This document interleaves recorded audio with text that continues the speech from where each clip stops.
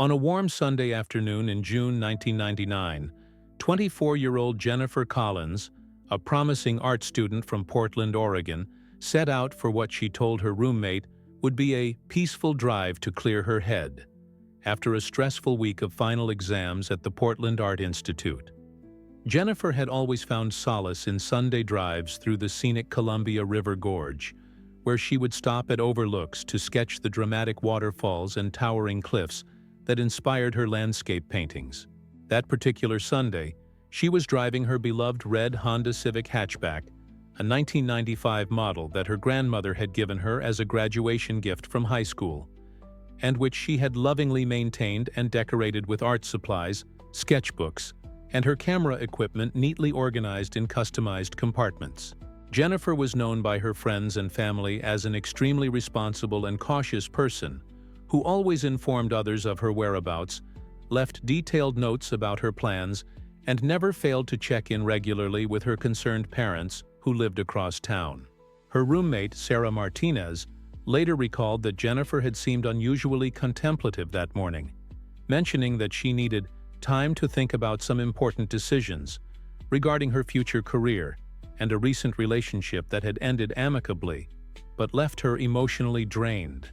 Jennifer had packed her usual Sunday drive supplies: a thermos of coffee, her favorite sketch pad, colored pencils, a disposable camera, and a small cooler with snacks, telling Sarah she planned to drive to Multnomah Falls, spend a few hours sketching, and return by early evening to prepare for her Monday morning classes.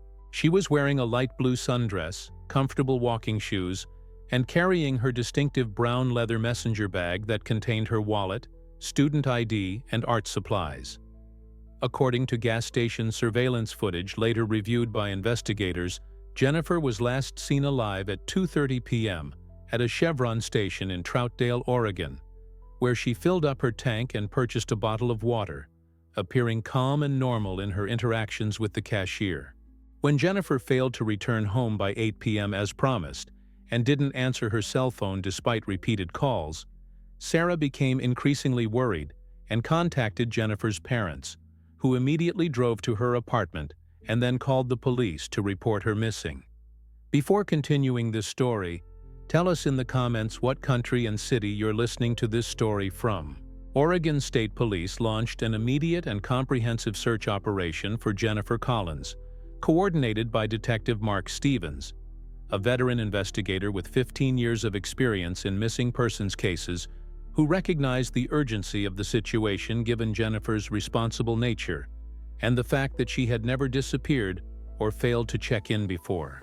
The search initially focused on the Columbia River Gorge area, where Jennifer had planned to spend her Sunday afternoon, with teams of search and rescue volunteers, trained tracking dogs, and helicopter units equipped with thermal imaging cameras systematically exploring every trail, viewpoint, and potential accident site along the scenic highway. The red Honda Civic was traced using witness reports and traffic camera footage from the eastbound Interstate 84 corridor, with multiple sightings confirming that Jennifer had indeed driven toward the gorge as planned. But the trail went cold after the Troutdale gas station where she had last been seen. Search teams explored Multnomah Falls and the surrounding recreational areas, interviewing hikers, photographers, and other visitors who might have seen Jennifer or her distinctive red car. But despite extensive efforts, no trace of her or her vehicle was discovered. The investigation expanded to include background checks on Jennifer's personal relationships, financial situation, and recent activities, revealing that she was a well-adjusted young woman with no history of depression, substance abuse, or risky behavior, and no known enemies or threatening situations that might explain her disappearance. Her recent ex-boyfriend, Marcus Webb, a fellow art student, was thoroughly investigated and cleared of any involvement, as he had been working at his part-time job at a local gallery with multiple witnesses during the time of Jennifer's disappearance.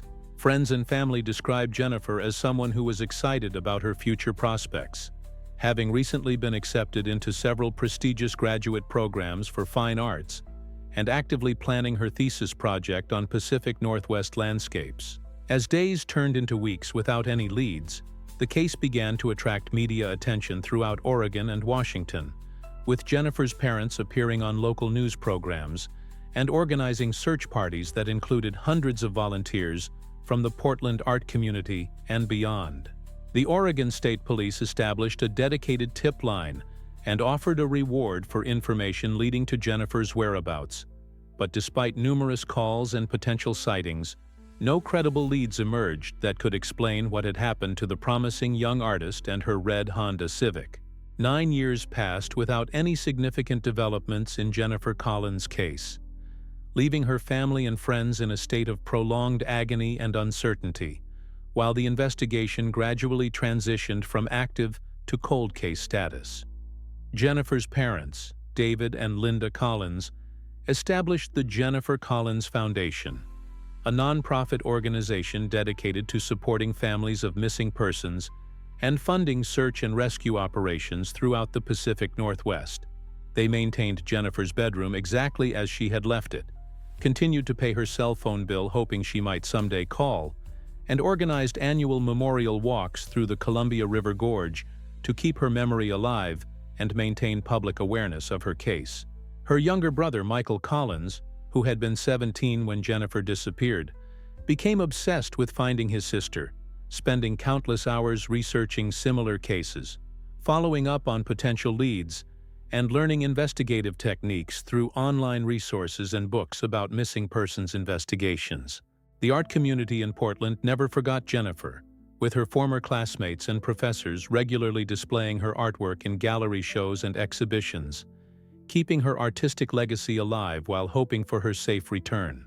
In 2008, 9 years after Jennifer's disappearance, the case took a dramatic turn when workers at a self-storage facility in Bend, Oregon, approximately 100 miles southeast of Portland, discovered Jennifer's red Honda Civic in a rental unit that had been abandoned for several months. The storage unit had been rented under a false name with cash payments, and when the monthly fees stopped coming, the facility management followed standard procedures for abandoned units, cutting the locks and preparing to auction the contents. The discovery of the car was immediately reported to local authorities, who contacted the Oregon State Police and reopened Jennifer's case with renewed urgency.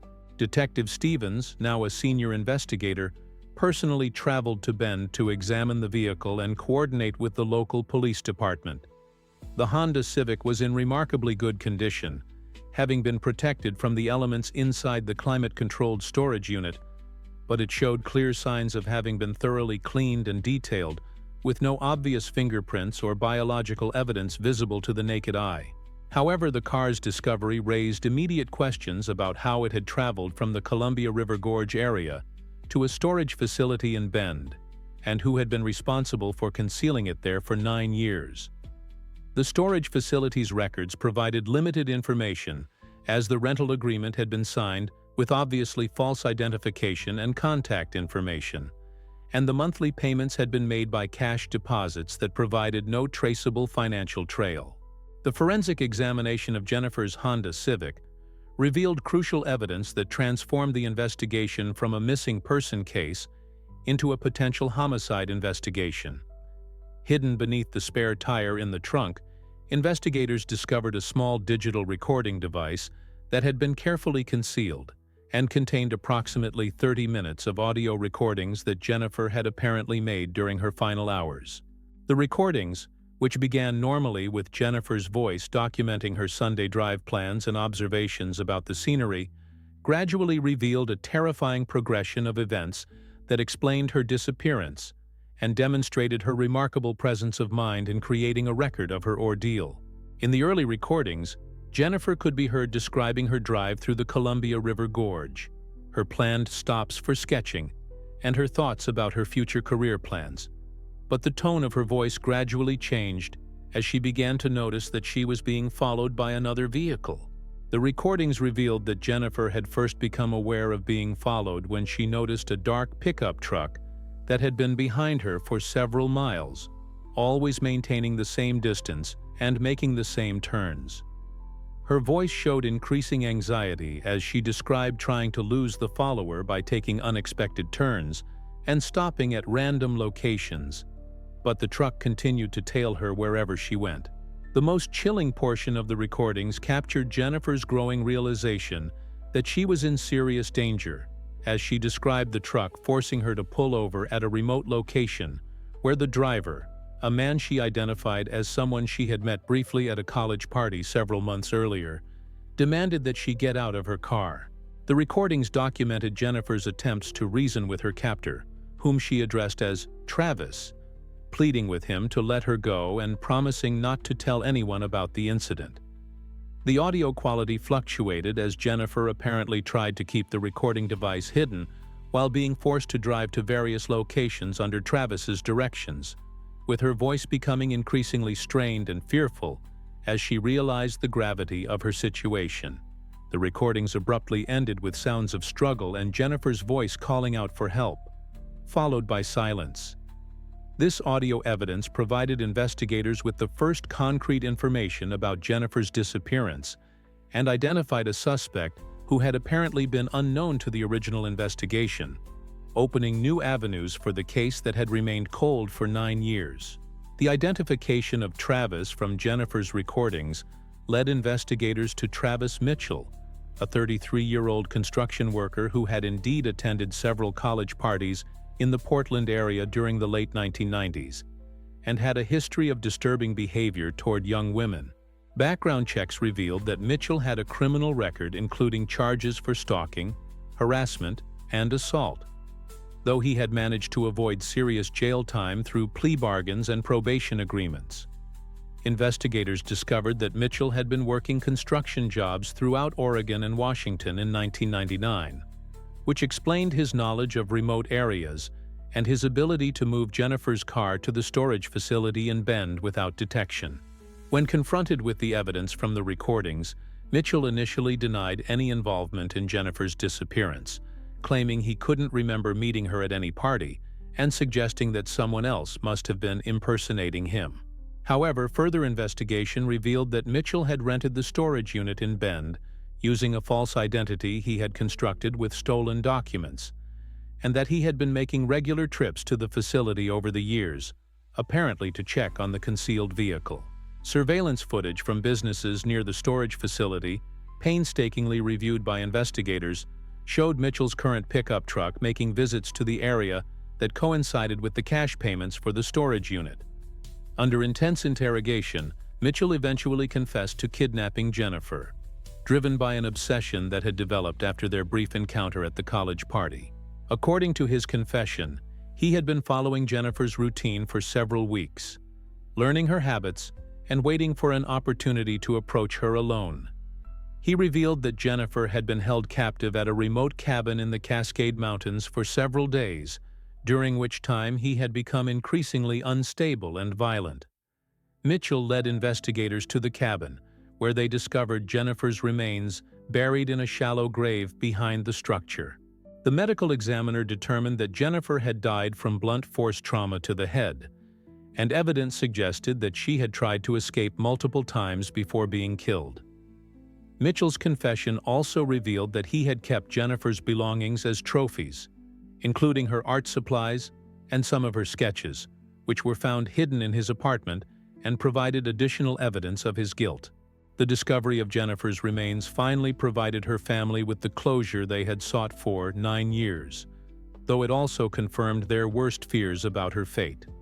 The trial of Travis Mitchell for the kidnapping and murder of Jennifer Collins began 18 months after the discovery of her car and became one of the most closely watched criminal proceedings in Oregon history.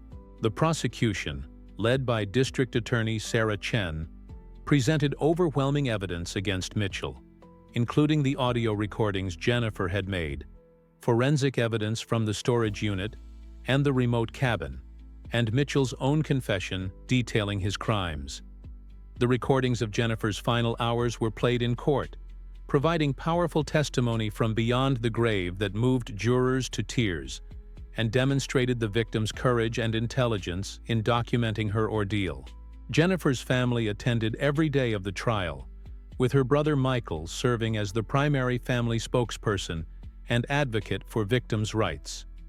The defense attempted to argue that Mitchell's confession had been coerced, and that his mental health issues should be considered as mitigating factors. But the evidence against him was too strong to overcome. Expert witnesses testified about the psychological profile of stalkers and the escalating nature of Mitchell's obsession with Jennifer, helping jurors understand the premeditated nature of his crimes. The trial also revealed that Mitchell had been suspected in several other missing person cases throughout the Pacific Northwest, though investigators had never been able to definitively link him to those disappearances.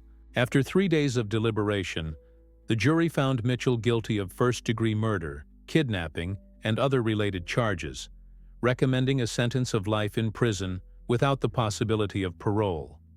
The judge accepted the jury's recommendation and imposed the maximum sentence, stating that Mitchell's crimes represented a level of depravity that warranted the harshest possible punishment.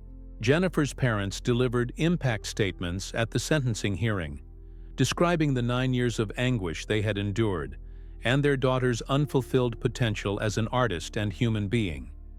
The conviction provided a measure of justice for Jennifer's family, but also served as a reminder of the dangers that young women face and the importance of trusting instincts about potentially dangerous situations. The case led to changes in how missing person investigations are conducted, with greater emphasis on preserving potential evidence and maintaining active investigations even when cases appear to have gone cold.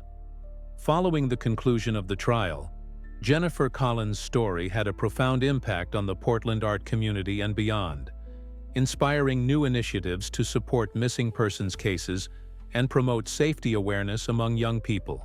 The Portland Art Institute established the Jennifer Collins Memorial Scholarship, providing financial assistance to promising art students who demonstrated both artistic talent and community involvement.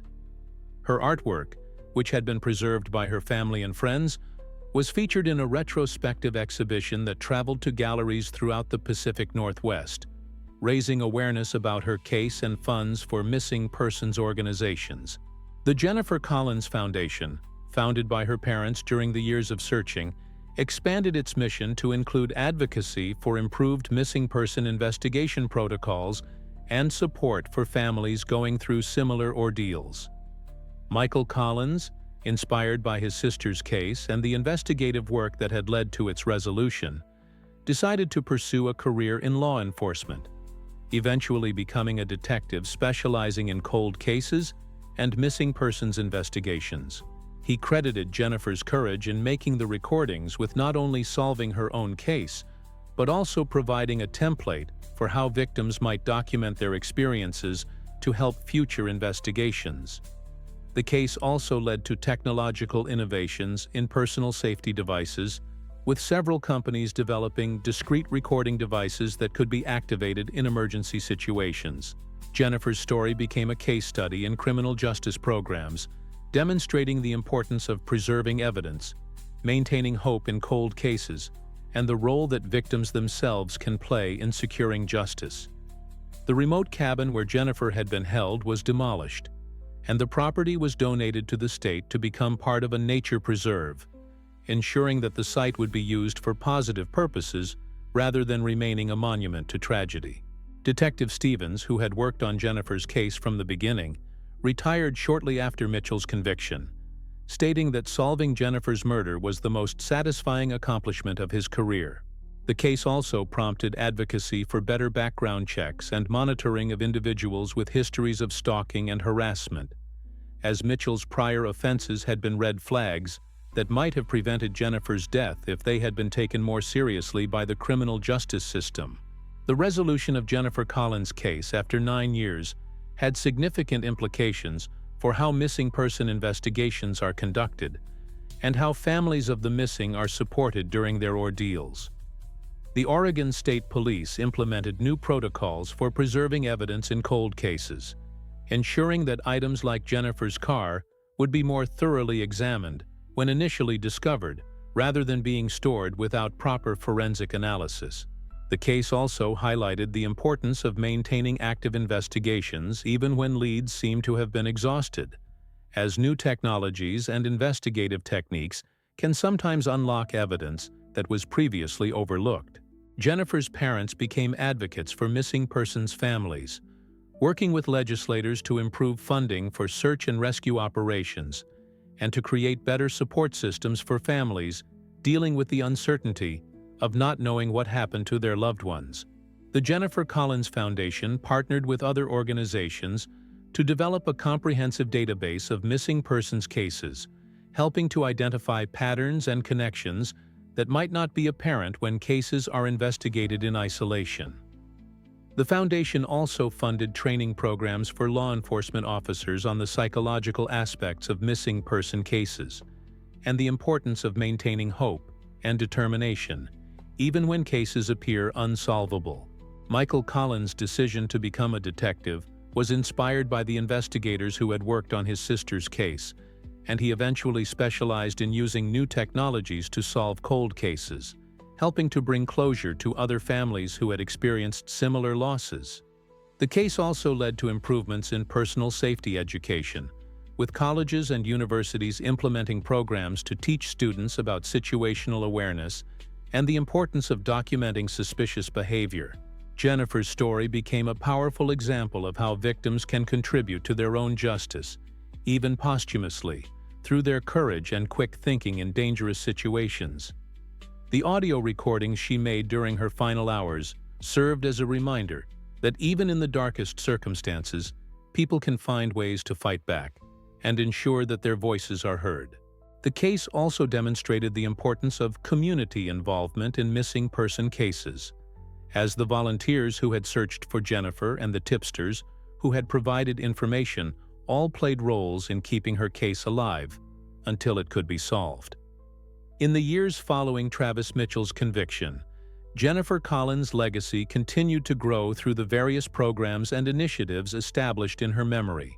The Jennifer Collins Memorial Scholarship had supported more than 50 art students by 2020, many of whom went on to successful careers in the arts, while carrying forward Jennifer's passion for Pacific Northwest landscapes and her commitment to using art as a means of personal expression. The foundation established by her parents expanded internationally, partnering with organizations in other countries to share best practices for missing person investigations and family support services. Jennifer's artwork, which had been carefully preserved and cataloged, became part of a permanent collection at the Portland Art Museum, where it served as both a memorial to her talent and a reminder of the importance of personal safety awareness. The case also inspired several books and documentaries about missing persons cases, with Jennifer's story serving as a central example of how persistence, technology, and community involvement can combine to solve even the most challenging cases. Michael Collins, now an experienced detective, had successfully solved dozens of cold cases using techniques he had learned from his sister's investigation, and he frequently spoke at conferences about the importance of maintaining hope and using new technologies to re-examine old evidence. The remote location where Jennifer had been held became a memorial site, with a small plaque honoring her memory and the memories of other victims of violent crime. The case also led to legislative changes in Oregon, with new laws requiring more comprehensive background checks for individuals with histories of stalking and harassment, and improved protocols for monitoring such individuals to prevent future crimes. Jennifer's story became a standard part of personal safety curricula at colleges and universities throughout the Pacific Northwest, with students learning about the importance of trusting their instincts and documenting suspicious behavior. The case also highlighted the role that family members can play in keeping missing person cases active, with Michael Collins' dedication to finding his sister serving as an inspiration to other families dealing with similar situations.